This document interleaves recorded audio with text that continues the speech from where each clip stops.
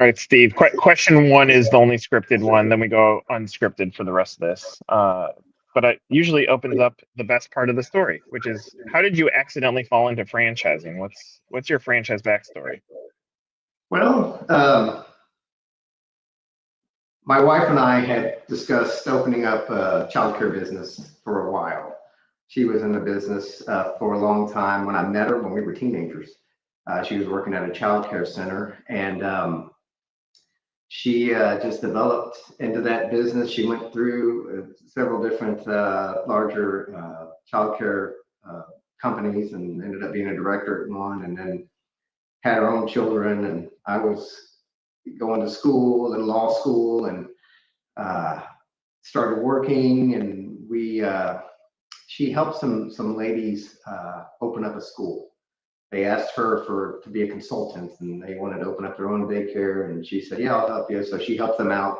They got them up and running, and then it kind of got us thinking, we should do this. We've been talking about it. And so we looked into opening up our own school, and some of the looking at the land and the buildings, and the marketing, and some things we didn't know, and ended up looking into franchises. And that's basically how we fell into it.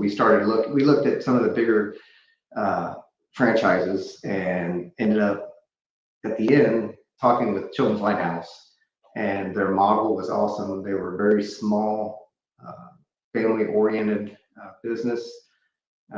We were the sixth franchise center in the organization, so we were there pretty early on, and we decided that was the way to go. It was going to be easier. The pitfalls were already covered up for us. Mistakes had been made, and the franchise did all that, and offered us this uh, model that was pretty much, here you go, get after it. So that's what we did. Love that. Now I have a million follow-up questions. Great opening story. So obviously, like you built up a successful career. You have to be able to afford this category of franchise. Like this is a different level of franchise. This is not a chuck and a truck business. I- that you're obviously mixing passions and aligning it to where you want to get to financially when you're evaluating these things. And when you're looking at businesses, you said you were looking at your own, or could you start your own, or do I buy a franchise? Take me through like some of the turbulence on some of your decision making when you're getting up to that starting line that make you eventually say yes. But what's going on through your head as you're like, I built up a career, I want to go to the next level. Like what's going on through your head? Yeah, no, it was a tough decision. We my wife and I built our lives together. Basically, we met when we were 15, 16, and I went in the Army right out of high school. Right after the Army, I went to college, uh, uh, became a CPA, worked in that industry a few years, went to law school, worked as a litigator for a while, and so we had a pretty stable. I had a stable career. We had a stable family. We had several children at that time, and uh, it was a tough decision. But we had saved and saved and saved, and built this nest egg that we could do something with, or we could just keep building on it. I could keep working as an attorney and just busting my butt every day, uh, and eventually retire if we didn't kill us first. And so yeah, it was a tough decision, but the Lighthouse made it a lot easier with their personal attention to us. The first time I talked to Mike Brown, who was the founder and the president, Michael's father. Um, it was like I was talking to my best friend. He flew down here, or he drove down here from Dallas to San Antonio, and we spent the whole day together driving around, looking at sites and things like that, and just real comfortable. He made it real easy to take that plunge. And but Yeah, there's always that question in the back of your mind. You're like, wow, here we go. We got to write this check and, borrow several million dollars and almost start over in a sense. Uh, so yeah, that's what was going through our heads. You like if you reflect backwards on what you went through from a career. If I take there's two levels to this. Level one is military, CPA, attorney. I almost think like lifting weights. If you lift 100-pound weight first, and then you lift a 50-pound weight, you're like, oh, that's not that hard because you know what it feels like. So you like almost stressed yourself to a max in a career that when you're going to go through becoming a business owner, that you're able to rely back on those experiences. And then as an attorney, like part of your job is to cut through and find the truth. And so now you have a guy that's flown down, and I'm sure you're evaluating him to say, is this the real deal? Am I building a relationship with someone that I can trust? And obviously he was honest and truthful. Like, are you able to rely on like all the elements that you built up in a career to help you make that decision to get into this? Oh yeah, absolutely. Yeah, it was from, getting the FDD, looking at the financials, the forecasts, as a CPA, I was able to analyze that down to the, nth degree.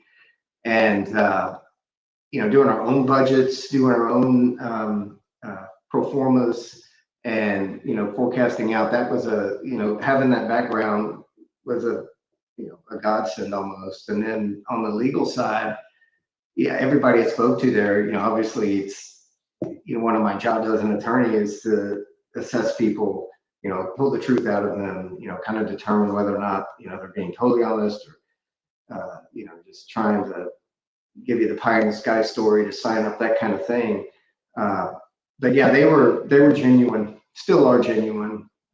Even from Michael to Mike to his brothers and Pat, his Mike's brother that helped him start the company. It was such a different experience than speaking with some of the other larger brands.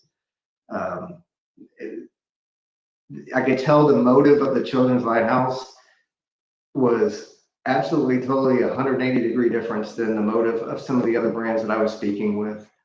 Lighthouse was more of, we want you to be part of our family and we want to grow with you and build this kind of a community within our franchise.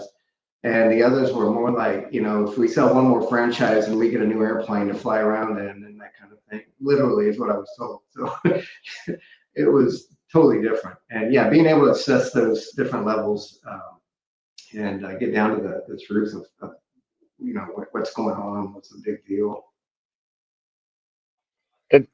I mean, I've been doing this for a long time. I'm 20 years in franchising, and on that last statement, there's so many brands that sell franchises. They're in the business of selling, which I understand. I understand the business component of that, especially when there's private equity behind it. Like you're running towards raising funds so that for the next fancy exit. And so what I've found, if I'm zooming out as a industry expert and I'm looking at Children's Lighthouse, and what I think is attractive is that it is run with a family mindset so that there's less of that BS in the sales process and it's more so match, especially when you're dealing with high net worth individuals. Like, no, it goes back to I mean, you have to have had some success to get to this level. So Right. I think that stands out. Do you, when you're one of the things that you said in your opening statement was I could stay in my career and maybe die in my career. I don't want to make this seem easy for anyone that's watching. Like, the reality, this isn't like fancy business where you're absentee. Like, this business is not easy. But when you're comparing how you felt internally and emotionally in your career and saying I could just ride this out and die in this career, or I could make a change, like, has that hit your expectations from finding some sort of difference in happiness?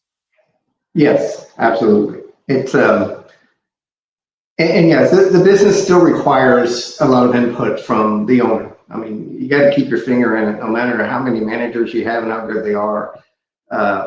First, I'd say the first 5 to 7 years, we were heavily involved in the business. We were there every day. and it was getting it running, getting it started. It was a new thing, even though you have all this business background, legal background, and leadership experience in the military and all this. It's totally different. But to us, it was different in a good way. It was more rewarding. It was fun. Um, but fast forward to, we've been in this thing almost 20 years now, and it is absolutely different than, say, working in corporate America, or working in a law firm where you're preparing for trials and depositions, and you're working over the weekend because you have to start a trial Monday.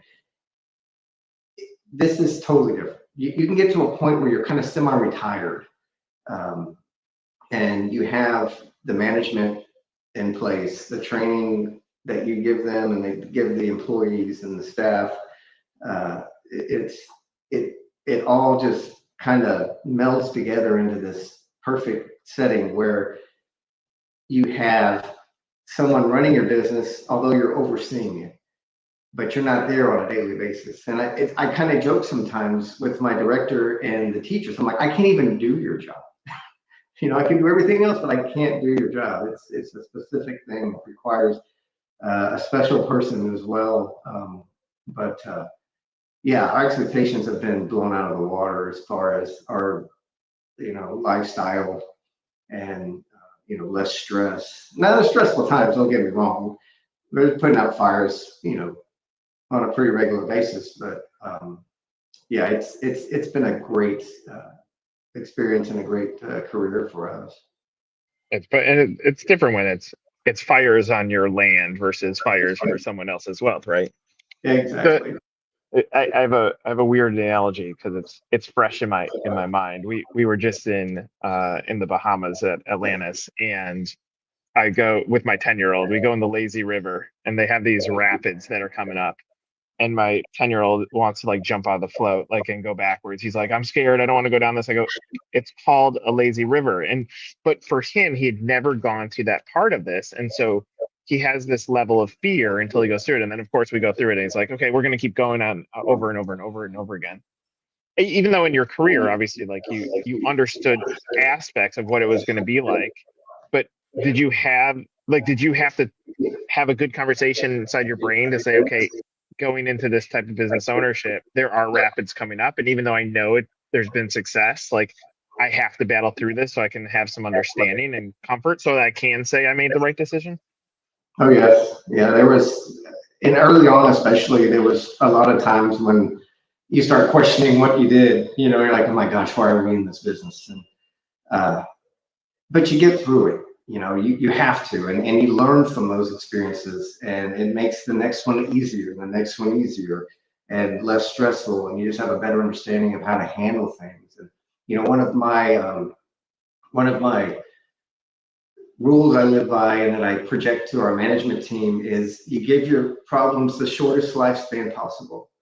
Whether that be having to refund money or, just kind of swallow your pride sometimes. But no matter what, just do the right thing and handle it and get it off your plate and move on. And that has been a really a good rule to live by in this business, especially because you can get wrapped up with, upset parents, disgruntled employees, and you could have it drag on forever, for months, for years.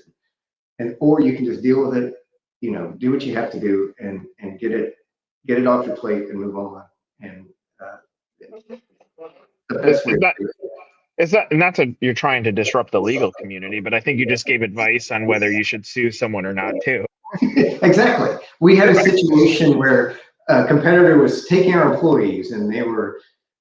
We heard that the competitor was saying, "Hey, for one of our former teachers that went to work there, hey, for every teacher you can get from them, we'll give you $100." And my director and my wife even are like, "Just sue them, just sue them. We can't." I said, "Why?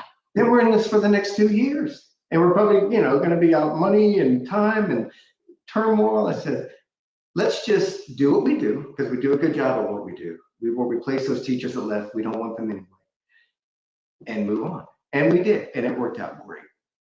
But Yeah. I think that's the best advice that's ever happened on one of these podcasts. Like you just gave tremendous advice that people actually listen to that part. Like just move on. Such a easy life lesson, but it's so valuable. Is there a time like obviously this isn't a food brand where you're working at midnight. There's starts and finishes. There's no hours on weekends.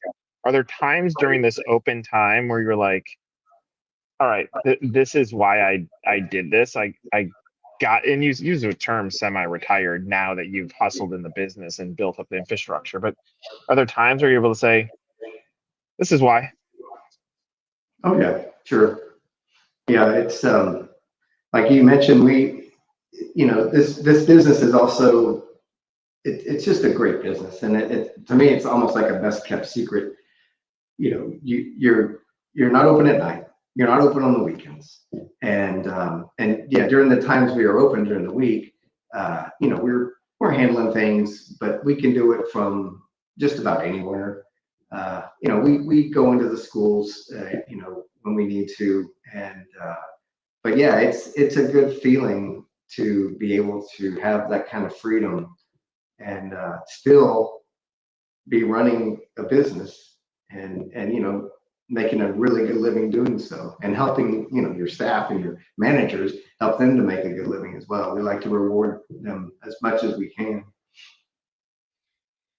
Not necessarily a weird question, but because of your how much time you've been in this industry, what year did you end up buying the franchise?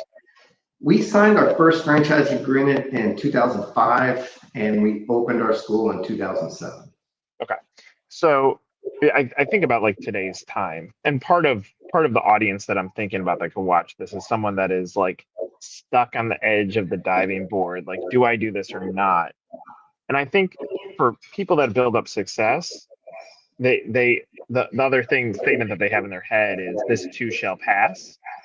And so when you look at like economic conditions, tariffs, politics, whatever else, like this too shall pass. And if we think back through your run as a franchise owner, you have 2008, which was difficult, and you're opening up school 2007, like interesting time to have that happen. You have you obviously have COVID, like you've been through these things, but it's almost like you have a mindset of no, we're just going to keep going. How have you, or how would you advise someone that might is getting stuck on that edge to say like, you're looking at building this thing 2 years from now, a lot can change. Like, how would you advise them on how to get comfortable in their own brain? I would, I have sometimes potential franchisees call me, and they want to know how the business is, and because they're thinking about buying into the franchise. And my initial advice to them is do it. I mean, if you're really committed to it and you really want to make a difference in children's lives and you want to be your own boss and have your own business and build maybe a legacy for your children, even do it. Interest rates may be high now, but they're going to go down. You can refinance. It's always going to be an up and down deal. Like we went through when we first opened our first school. We were on a variable rate loan with the SBA, and I think the rate was like close to 9%. And then '08 came and everything crashed, and that variable rate loan went down to 4.5%, and it stayed there for years and years and years.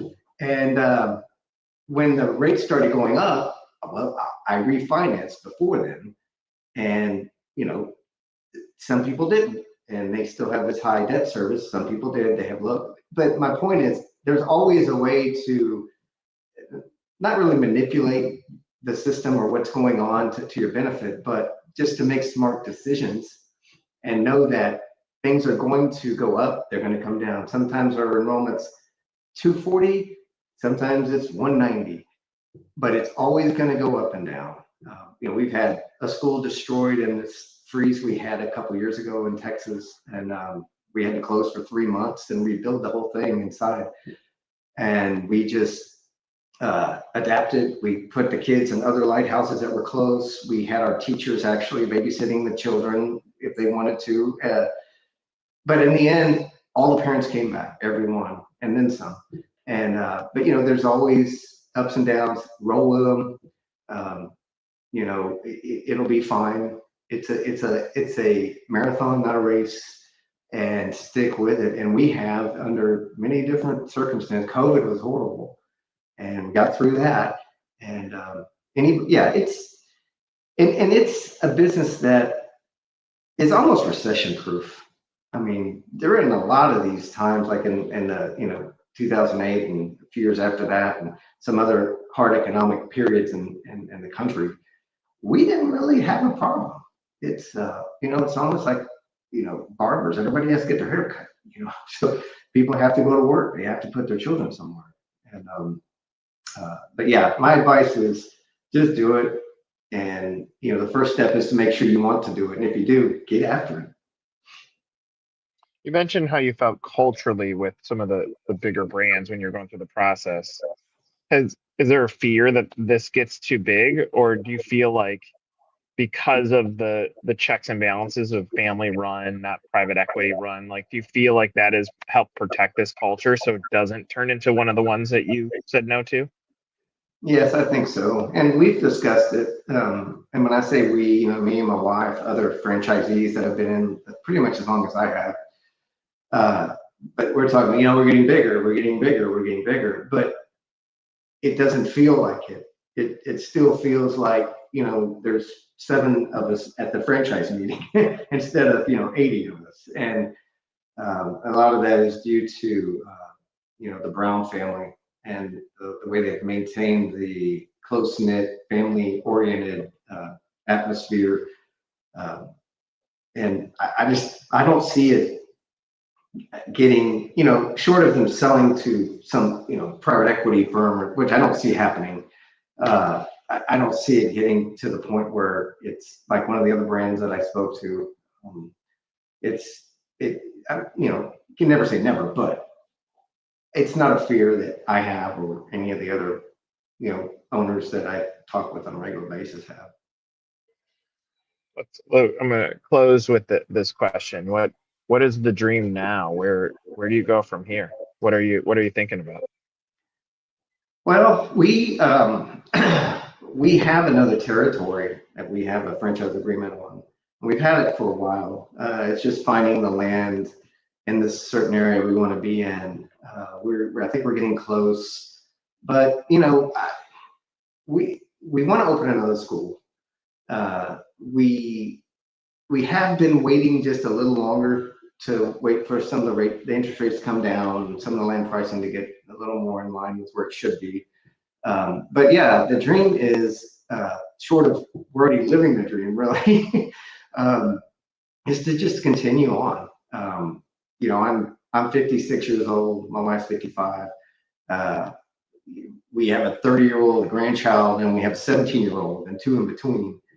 And so we're still in the game, so to speak, in several ways. So we've talked before, when Adrian gets out of high school, maybe we'll sell the schools and retire. And then we're like, well, we are really kind of retired now, and we can still run the business, offer the, the service and the care we provide for kids. We can just continue doing that because we really like it. We go to the schools and we see the children, and the staff are, great. And it's just kind of our own family. So it's kind of hard to let that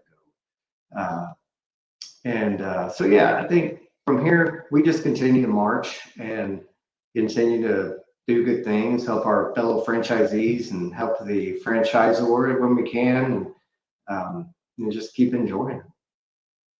What a wonderful story. I mean, if you just, again, and sometimes it's hard to zoom out of your own life and look backwards, but military check, CPA check, lawyer check, franchise owner for 20 years check, built up a great family, married high school sweetheart, like all the things, like you just kept on going. And I think what happens to someone that gets to a later stage in life, they look back and the regret isn't necessarily that they missed opportunities. It's the regret that they didn't say yes to the opportunities and they didn't take them, and they look back and say, what if I would have done this? And it sounds like you've lived a life of embracing what's in front of you. And that's awesome. I think that's inspirational, and I'm grateful that I was able to hear some of your story. Thank you for sharing it with me.